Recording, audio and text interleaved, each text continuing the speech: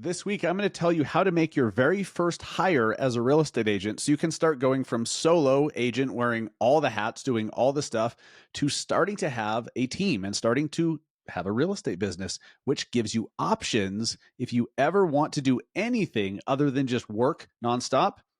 You're going to have to listen to this and take action.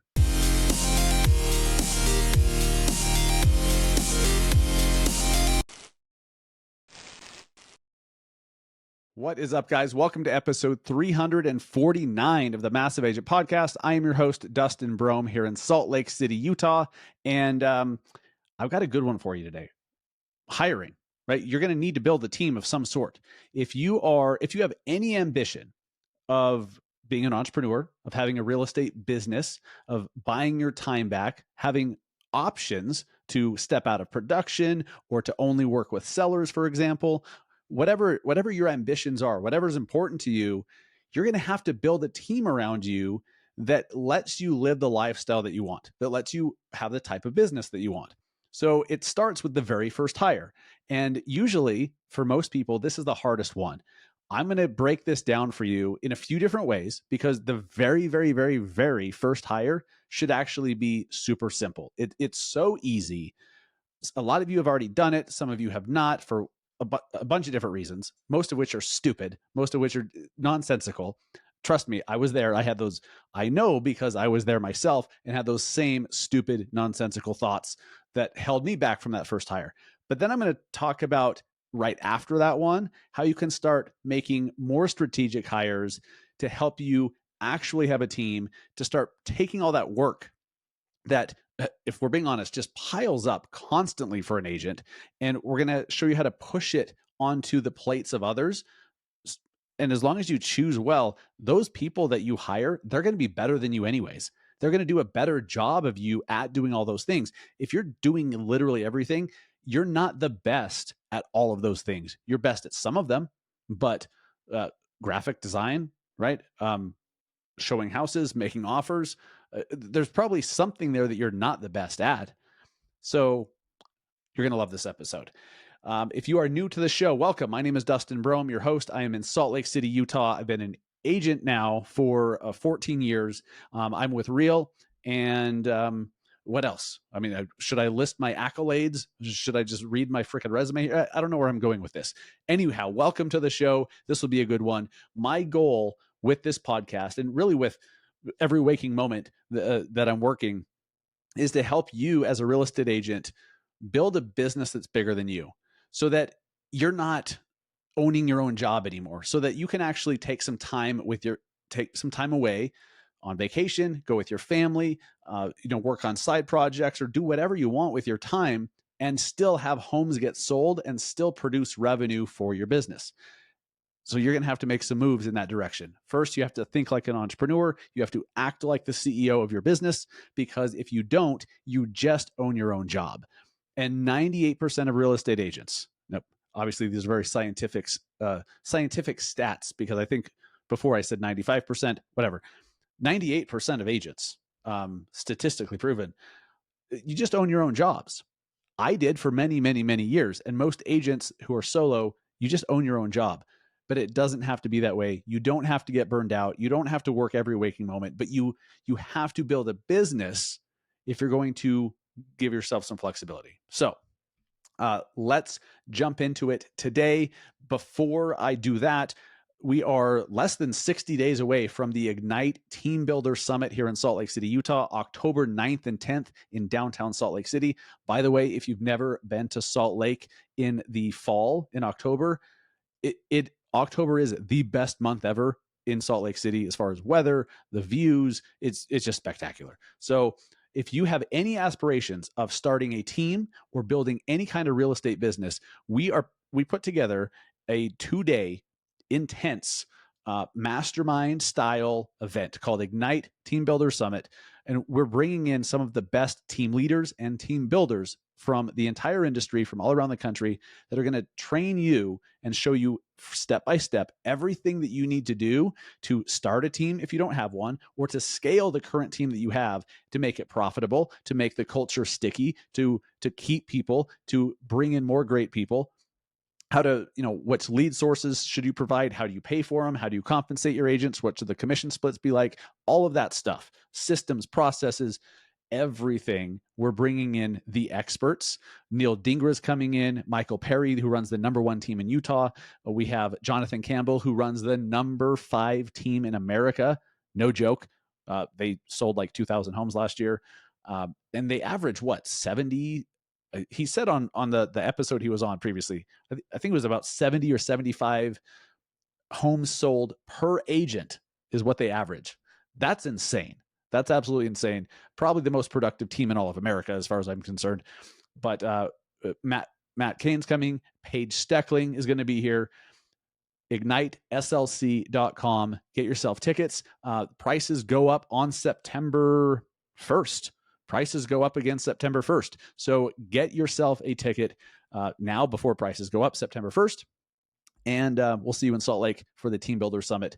It's the event of the year. If you have any aspirations to have any kind of business, that's the event. That's the room to be in. I promise you, we're going all out. IgniteSLC.com. Grab your ticket today. Okay. And lastly, keeping current matters.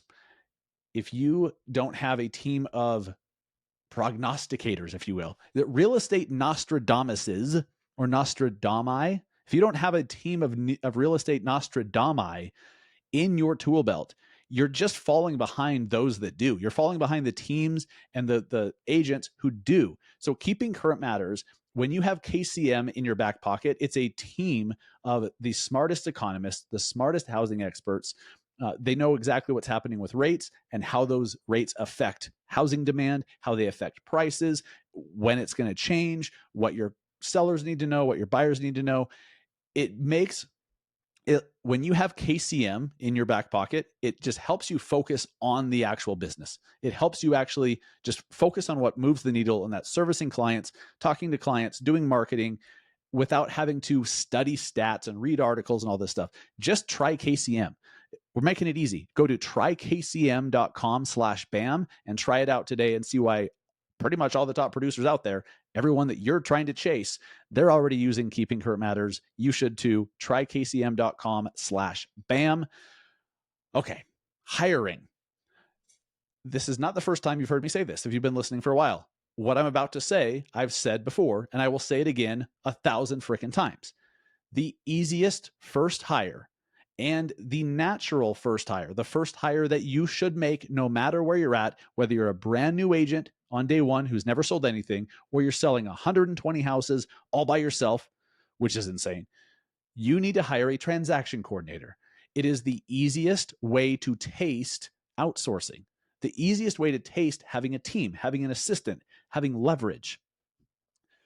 A transaction coordinator, the way they work is they're getting paid when the deal closes, right? Now, I know some states may have a certain regulation or stipulation where you might have to pay up front or whatever. But for the most part, a transaction coordinator, you pay them out of the proceeds of the closing. So they're getting paid when the deal closes. And with most of them, if the deal doesn't close, they don't get paid on that transaction. I mean, that sucks for them. Some of them may ask you for, a little bit if the deal cancels or whatever. But nonetheless, it's so easy because you're not having to train this person. It's like having an employee that isn't an employee. You don't have to do payroll. There's no W-2s, none of that bullshit. You just pay them when the deal closes, so you don't have to pay up front. Very easy to budget for. Very, very affordable. For a few $100, you can have someone who's much better than you at paperwork, at crossing the T's and dotting the I's, and scheduling inspections, and all the stuff, like all the administrative stuff around buyer and seller transactions, the stuff that is not a money-making activity. Like you taking addendum 6 and putting the initials on it in DocuSign, and then putting the signature field, and then sending it to your clients for signatures. And then when they send it back, you upload it to your CRM and you send it to the lender, you send it to title. Is that an income producing activity? Of course not.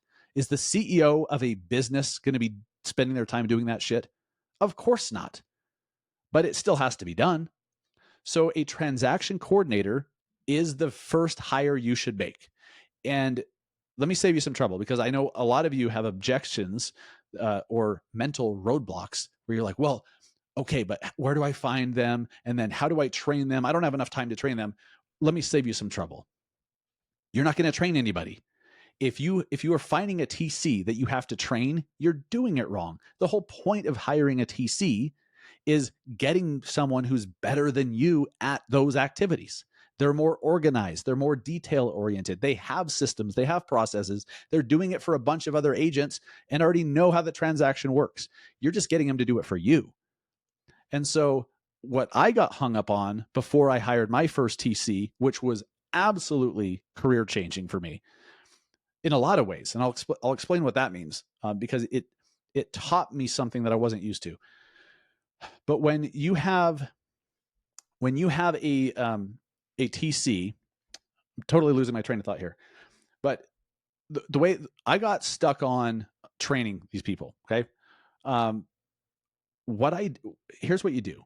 You find one, and I'll explain where to find one in a second. You find a good TC, you reach out to them, and as long as they're experienced, you say, hey, I want to hire you. What do you need from me? How does this work? That's it. You don't have to know how it works. You just ask them, how does this work? And then they will say, oh, cool. Well, on a buyer transaction, send me this. Once you have a listing agreement signed, then send me this and send me the client's information. But like, they'll tell you exactly what to do. And then you say, okay, great. Well, then what are you going to do? Like, what kind of stuff do you take off of my plate? They should have it on their website. They should have an email. They should have a document. They'll tell you what they're going to do for you. So you don't have to know all that stuff. All you have to do is get a referral for a TC. So I had a girl named Chelsea. She was incredible. She wasn't even in my state. I think she lived in New Mexico when she was my TC. And I'm in Utah. So I never met her, but she was a stay-at-home mom who was just really detail-oriented and really good. And she was referred to me by someone else, by another agent. So if you don't know, if you're like, oh, who should I hire as a TC? Ask another agent who has a TC. Within your brokerage, like if you have workplace or a Facebook group internally, ask the other producers, those that are doing business, hey, who do you recommend for a TC? And use theirs.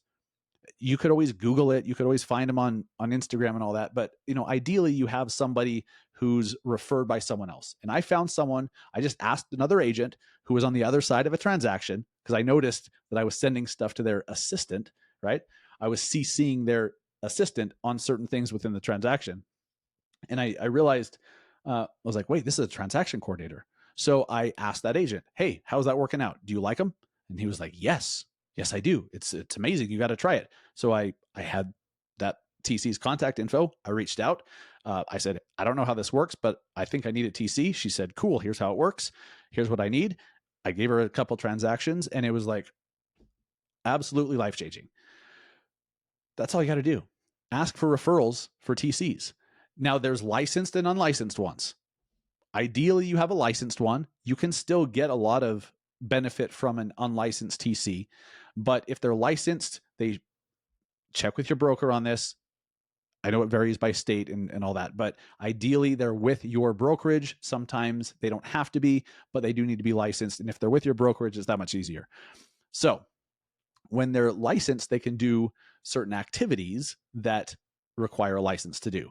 The last thing I'm going to say about the TC before I talk about hiring others beyond that TC role. When I learned how valuable that relationship was, by the way, having a TC, it's so much more than just they're saving you 20 minutes, they're saving you an hour of work. It's so much more than that. Now when you're talking to your buyers and sellers, you say, hey, my assistant, my team member, my partner, whatever you want to call them, my assistant is going to send you this document and that document. My assistant is going to do this. My assistant is going to do that. So now you look like a professional because you have a team, you have people, you have an assistant, right? You have, plus the buyer and seller, they're like, hey, this is a professional. Great. I'm now hiring a team and not just one person who's trying to do everything themselves. They feel more confident in hiring you because you have a team around you, a team of specialists that handle certain things. So that's great. Having an assistant is such a big deal. It's such a hack. That is worth having a TC right off the bat. But I really learned the power of this when I was in New York City. I was in New York with my family in 2018. I was there for Gary Vee's VoiceCon conference. I think it was the only one he did of VoiceCon, but I was there for VoiceCon, and I was in Central Park. I was still producing at the time. I was still personally doing deals at the time. I'm in Central Park with my family. We're eating lunch at this little cafe, and I got a text, and I think it was the lender, and it was like, "Hey, yes, it was the lender," and he's like, "Hey, if this thing's going to close tomorrow, we need a new addendum right now that changes the buyer's name." They had that that happens, and I was like, "Are you shitting me? Like, I don't have my laptop nearby, blah blah blah." I'm like, I'm in the middle of Central Park, so I was like, "Wait a minute, I have my TC," and so I texted her, and I was like, "Hey, the lender just sent over this request. Is this something you can help me with?" And she's like, "Got it. I'm on it." 5 or 10 minutes later, I get a text back. She's like, "It's sent for signatures."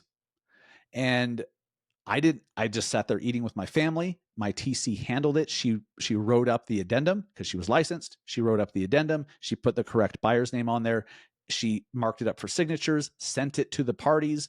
Once it came back, she sent it to the lender. She sent it to title. She uploaded it into my CRM. She just handled it.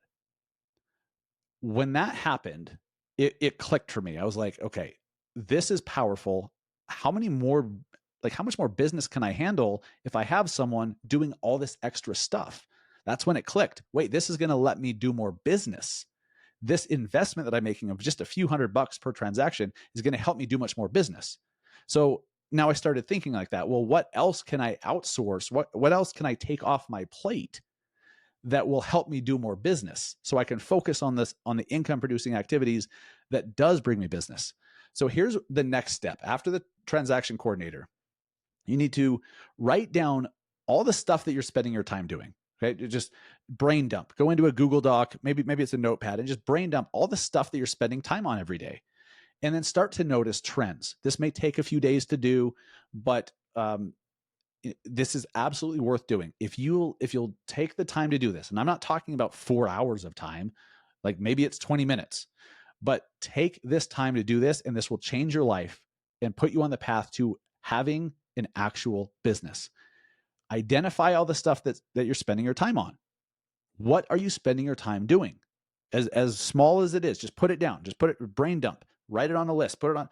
So now you can look at all of this after you've been writing stuff down for an afternoon or a couple days, and you can start to notice trends. Wait, this has to do with social media. This has to do with graphic design. This has to do with email marketing. This has to do with ABC, right?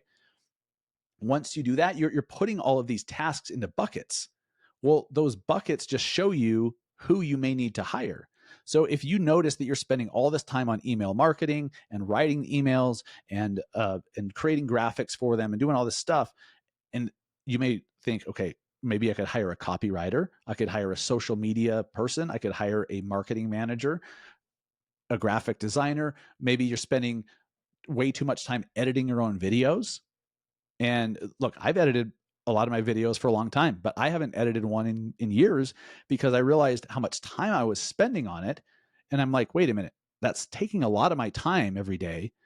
It's actually prohibitive. So like if I'm editing my own shit, that means I can only do so many videos because every video I do, I have to edit. And I learned I could hire an editor. So I found an editor that I could pay a flat fee per month. That's what I chose. You could always pay per job. You can go to Fiverr. You can go to Upwork.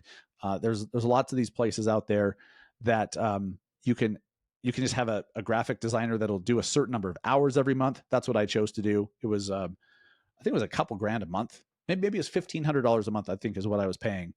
But I basically did one video every weekday in the month, and they edited it. Whether it was 30 seconds long or a YouTube video, they would edit the video. And it was great because I knew every month I had that expense and I could just send them videos. It was an incredible relationship because that let me bust through and produce so many more videos when the editing was taken off my plate.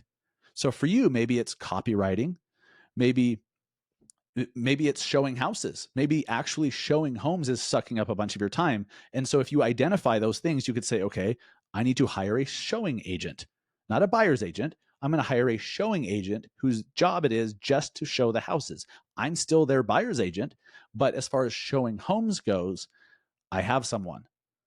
Now, the buyers love this too. If you have a showing agent, as long as you're selling it to them, as long as you're presenting it to them in the right way, the buyers love this too, because what you're telling them up front, especially if you do it in the first meeting, is, hey, I hired Johnny, and Johnny's job is to show you the houses that you want to see on your schedule. So you let them know, look, I may not be there. You may only be able to see houses for an hour and a half one afternoon, but if I have other appointments or I'm booked up, we're not going to be able to see those houses. So I hired Johnny, and Johnny's job is to be there to show you the homes that you want to see. And if you like one and you want to make an offer, then you come back to me and we write the offer. So they love that they have someone that you hired just for them to show properties to them on their schedule. So showing agent may be a great option for a lot of you if you're doing that much business with buyers. If you're listing heavy, you may want a copywriter. You may want someone to just do like listing input and data input and all that stuff. Maybe your TC will even do that stuff. There's some TCs that will do your MLS description. They'll upload the listing. They'll upload the photos. They'll do all this stuff, right? Maybe your TC does it. Maybe you just need another VA to do it. The key is to spend the time and write down all the stuff that you're spending your time doing. And ask yourself the question. Once you start to notice trends and you put them in buckets based on what types of activities they are, ask yourself, A, does this need to be done? Because some stuff you do doesn't need to be done. You waste your time. But most of it does. So the first question, does this need to be done? And if so, does it need to be done by me? Ask, does it really need to be done by you? Because if not, then that means that task, you can find someone else to do it. And as you start to push, when you start the process, before you have a TC, before you have any team to help you, everything that has to be done is on your plate. And as you start to take stuff off of your plate and put it onto the plate of others, it gives you more space for more of those things that you must personally do. You must personally meet with and service clients. You must personally create content. You must personally do A, B, C, or D.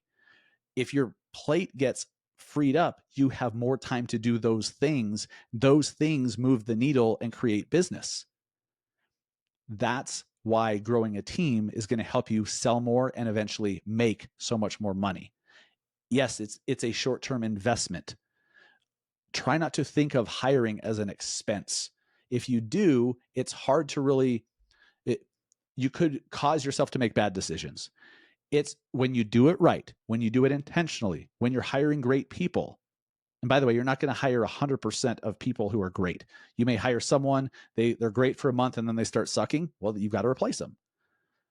As soon as you let them go, all that stuff goes back onto your plate. So you have to, but now you know what bad looks like, you know what good looks like. So the next person you hire is probably going to be much better. You can be a little bit more picky, you know what to look for, and then you can put that stuff right back on their plate. And chances are it works better, they stay longer, and it all works.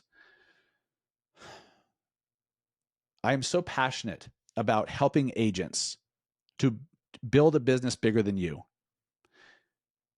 to actually have a business, an actual business with team members who have certain roles and certain jobs and responsibilities. Because if not, you're just working nonstop forever. Like there's never an end to it, right? If once you sell one house, you're unemployed again.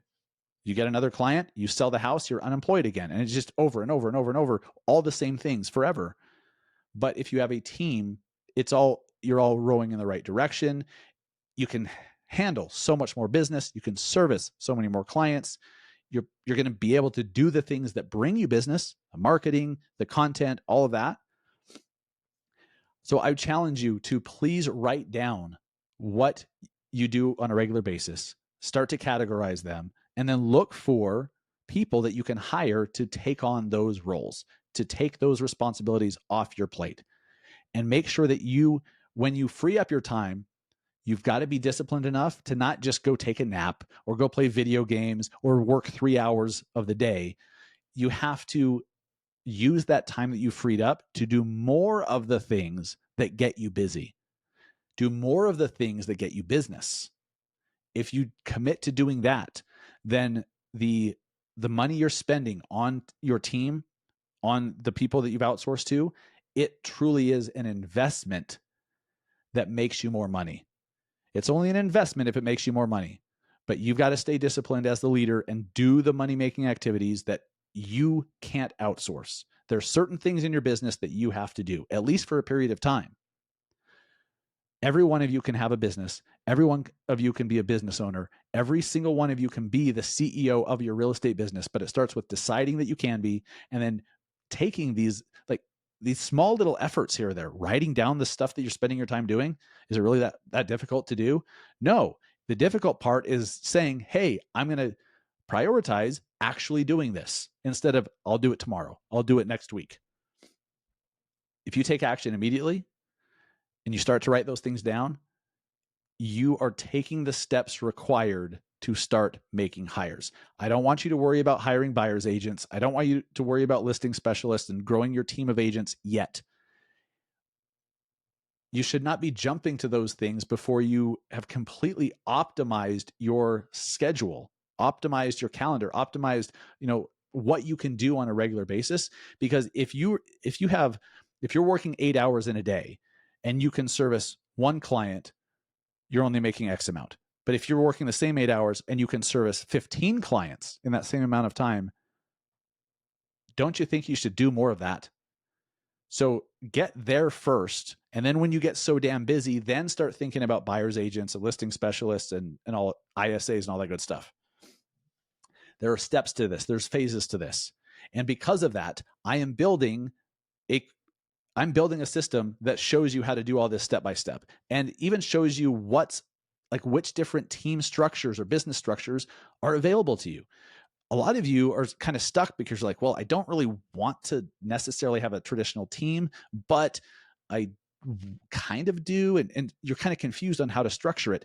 Well, luckily, I'm building it. I'm building the system for you. It's called the Massive Agent Society Business Accelerator, the Massive Agent Business Builder. And it's coming by the end of September. We have a new app. We have a whole new system. I'm putting together all the course content. This 12-week business accelerator is going to take you from stressed out, burned out solo agent to thriving business owner with the option of doing whatever you want in 12 weeks. So stay tuned. We're not ready to drop that yet, but man, I'm excited and proud of what we're building behind the scenes to help you build a business. So if you like this training today on hiring, this is just one little piece. This is just one little taste of what you can expect from the Massive Agent Business Accelerator once that drops in late September. Thank you so much for listening. If you found this episode valuable, please share it with a friend, share it with your broker, your team leader, an agent you're friends with on Instagram, share it in your stories, tag me, let me know that you've listened and that you find value in this. If you haven't yet, please go to Spotify or Apple and leave a review. I read those. I read every single review. I mean, if you don't tell me what you like about the show and give me feedback, how am I supposed to know? Tell me what you like. Tell me what you want more of, what we should do more of, what topics you want to hear from us, and we'll do it. You got to tell me first. Thank you so much for listening. I'll see you guys next week. Take care.